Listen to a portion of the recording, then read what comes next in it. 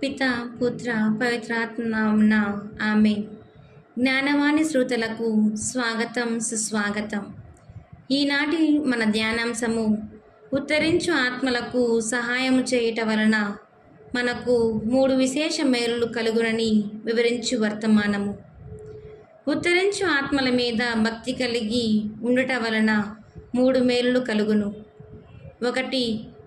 పాపం మన్నింపు. 2. మంచి మరణము. 3. మోక్షమునకు పోవుటయే నమ్మకము. 1. ప్రార్థన ద్వారా ఒక పాపాత్ముడు మారు మనసు పొందవచ్చు, కానీ అతడు తిరిగి పాప మార్గములో జీవించే అవకాశం ఉంది.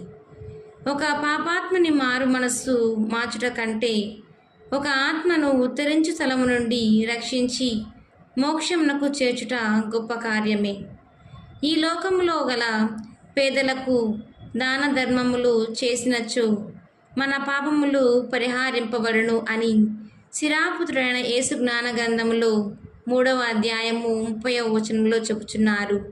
అలాగే ఉత్తరించు స్థలములోని ఆత్మలకు చేయు సహాయం వలన మన పాపములు మన్నింపబడి ఉండును. ఉత్తరించు స్థలములోని ఆత్మలు దేవునికి ప్రియమైనవే. ఆ ఆత్మల వేదనలను తగ్గించుటకు మనకు చేయు సహాయము దాన ధర్మముల కంటే మేలైనది. కనుక పాపముల మన్నింపు కొరకు ఉత్తరించు ఆత్మల పట్ల భక్తి కలిగి ఉండాలి. 2. మంచి మరణము పొందుటకు ఉత్తరించు ఆత్మల పట్ల భక్తిగా ఉండుట మంచి మార్గము.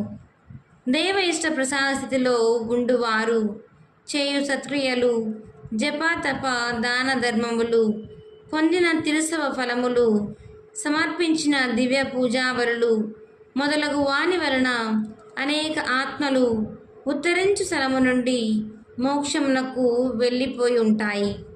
ఆ ఆత్మలు తమను మోక్షమునకు చేర్చిన వారి మీద ప్రేమ దయ కలిగి ఉంటాయి. మన మరణ సమయంలో ఆ ఆత్మలు మనకు సహాయం చేస్తాయి, పిశాచ శోధనల నుండి కాపాడతాయి. ఎన్ని ఆత్మలు మన వలన మోక్షము చేరి ఉంటాయో ఆ ఆత్మలన్నీ మనకు సహాయం చేస్తాయి. 3. ఉత్తరించు ఆత్మలకు సహాయం చేయువారు మోక్ష భాగ్యమును పొందగలరు. న్యాయ తీర్పులో యేసు ప్రభువు ఇతరులకు సహాయము చేసిన వారికి మోక్ష రాజ్యము అనుగ్రహిస్తారు కదా. ఉత్తరించు ఆత్మలకు చేసిన ఉపకారము ఎంతో గొప్పది. మేము నిత్య గుడారములోనికి చేర్చుకున్నట్లు మీరు స్నేహితులను సంపాదించుకొనుడి అని ప్రభు చెప్పి ఉన్నారు కదా. ఆ ఆత్మలు తమ వేదనల వలన మనలను మోక్షమునకు చేరుస్తారు. పాత నిబంధనలో తోబీతు తన కుమారుడైన తోబియాస్తో దానము చేయు వానిని ప్రభువు అంధకార బంధమైన మృత్యులోకము నుండి రక్షించును అన్నారు. ఈ వాక్యములో పాపము మన్నింపు, మంచి మరణము, మోక్ష భాగ్యము అను వరములు దాన ధర్మముల వలన పొందవచ్చు అని తెలియచేయుచున్నారు. కనుక ఉత్తరించు ఆత్మలకు సహాయము చేయుటకు ప్రయాసపడుదాం. అద్భుతము. బరోనియస్ అను వేద పండితుడు రాసిన ఒక సంఘటన ఇది. రోమాపురములో ఒక పుణ్యవతి ఉత్తరించు ఆత్మల మీద భక్తి కలిగి ప్రార్థిస్తూ ఉండేవారు. ఆమె అవస్థగా నున్న సమయంలో భయమునకు అపనమ్మకమునకు గురై ఆందోళన చెందారు. పిశాచ శోధనలకు గురి అయ్యారు. అప్పుడు అనేక మంది వచ్చుటను చూచింది. వచ్చిన వారు ఆమె మంచము చుట్టూ నిలిచి భయపడకుము, విజయము నీదే అని ఊరట పలికారు. దుష్ట పిశాచి పారిపోయింది. ఆమె వారిని మీరెవరు అని ప్రశ్నింపగా, మీ ప్రార్థనల వలన ఉత్తరించు స్థలము నుండి మోక్షమునకు పోయిన ఆత్మలము మేము. మా కృతజ్ఞత మీకు చూపించుటకు నీ ఆత్మను మోక్షమునకు తీసుకొని పోవుటకు దేవుని చిత్త ప్రకారము వచ్చి ఉన్నాము అని అన్నారు.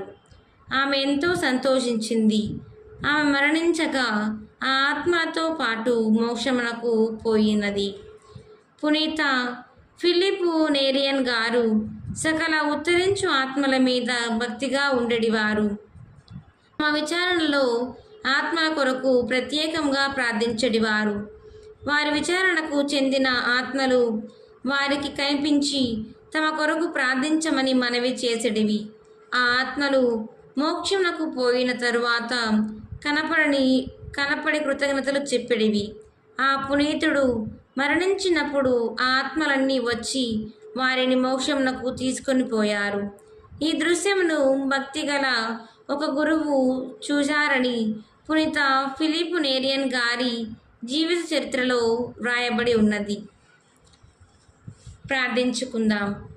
షడ్రక్, మేషక్, అబేద్నెగో అను పరిశుద్ధ యవ్వనులను అగ్నిగుండము నుండి కాపాడిన వారును, దానియేలును సింహాల బారి నుండి రక్షించిన వారును, వేద సాక్షులను సకల వేదనలో బలపరిచిన వారైన సర్వేశ్వర, మా ప్రార్థనలను కృపతో ఆలకించి ఉత్తరించు జ్వాల నుండి సకల వేదనల నుండి ఉత్తరించు ఆత్మలను రక్షించి మోక్షమును అనుగ్రహించమని యేసునామమున ప్రార్థించుచున్నాము.